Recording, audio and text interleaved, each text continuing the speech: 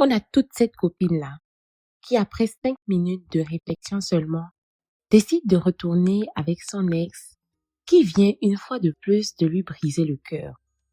Nous, on sait très bien que ça va mal finir et on ne sait pas quoi lui dire pour l'en dissuader. Eh bien, en langue Goum, il y a une expression que j'adore pour le signifier. C'est notre découverte du jour.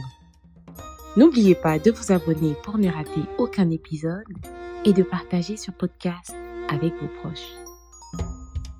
Vous écoutez Les mots panés, je suis Linda Day et ici, on explore les trésors des langues du Bénin. Pour se comprendre, s'émerveiller et créer des liens. C'est parti! Pour dire à quelqu'un qu'il se lance dans une quête dangereuse, qu'il cherche les problèmes, on lui dit « Atodan midi ». En Goum, décortiquons ensemble cette expression. Di, c'est le verbe chercher. Dan, c'est le mot utilisé pour désigner le serpent. Mi, ce sont les excréments, les fientes.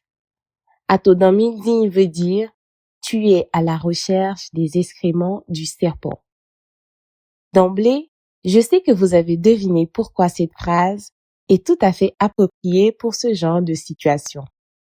On est d'accord, ce n'est pas ce qu'on recherche en lui-même qui est dangereux, même si ici, ce que l'on recherche est d'une utilité très douteuse, d'où l'utilisation des excréments. Le vrai problème, c'est le propriétaire. C'est une façon efficace de dire que la quête dans laquelle on se lance va nous mener tout droit dans la gueule du loup, puisqu'on est obligé de suivre le serpent à la trace pour retrouver ses excréments. À force de les chercher, nous allons finir par le trouver lui.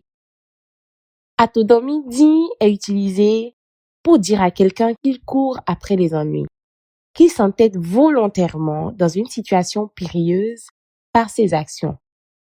En français, l'expression équivalente serait « mettre la main dans un nid de vipère ». Et ça, c'est sûr que ça va faire très mal. On peut aussi utiliser « jouer avec le feu » ou encore « chercher des bâtons pour se faire battre ». Maintenant que vous avez cette pépite dans votre arsenal du Goum, la prochaine fois que vous verrez quelqu'un jouer avec le feu, vous pourrez lui dire « Toi, mon ami, atodan midi ».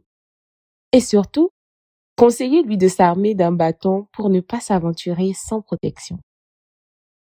Merci de m'avoir écouté et à très bientôt pour une nouvelle découverte.